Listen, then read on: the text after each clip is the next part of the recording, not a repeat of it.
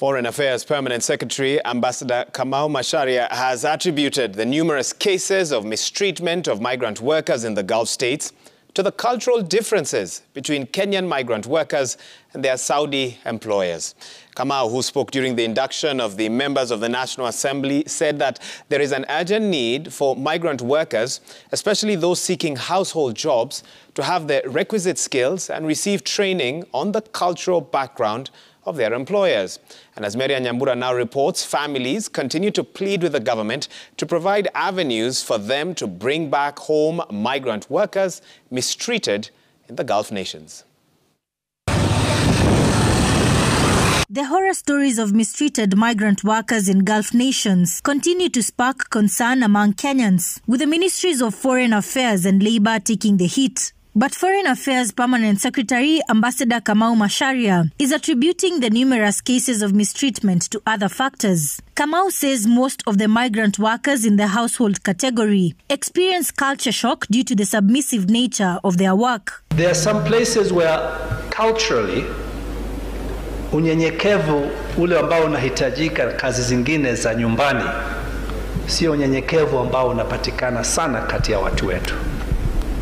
So sometimes our people will not be so subservient, and when they go to these countries and they're under contract, and in a country like in Saudi Arabia, their traditions around housework are very ancient, let's put it that way.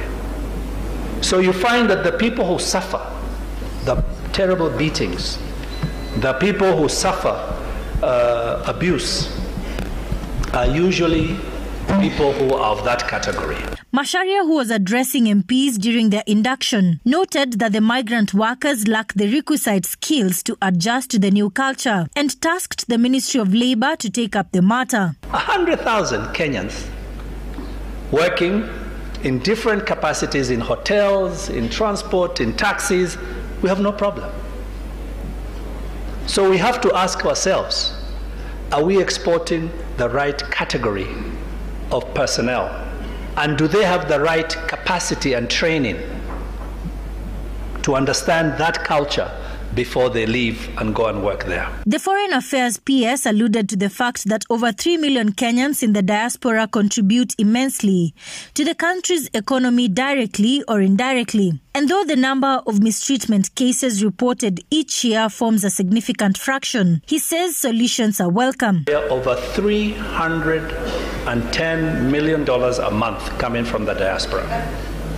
Our diaspora experience is an exciting and positive experience.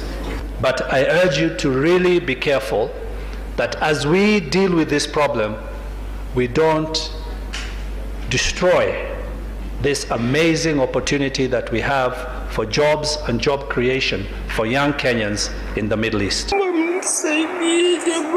His sentiments come as a family in Mavarata village, Mariakani, Kwale County, seek the return of their 32-year-old kin, Veronica Monyasi, following a horrific ordeal in Saudi Arabia. Veronica tu apate mtu yani amrudishe Kenya. Kwa sababu amefanya miezi mitatu peke yake. Hajapata pesa za kumrudisha Kenya. Na pesa ambazo anatakana alipa anaambiwa ni 2.5 million. 2.5 million zitatoka wapi? Yeye mwenyewe aliondoka ili kutafutia watoto wake. There's also concern that Veronica's health is deteriorating. Kichwa ikianza kuuma mwili wote unakosa nguvu. Hiyo ndo shida kubwa ya Veronica. Maryanne Nyambura, Citizen TV.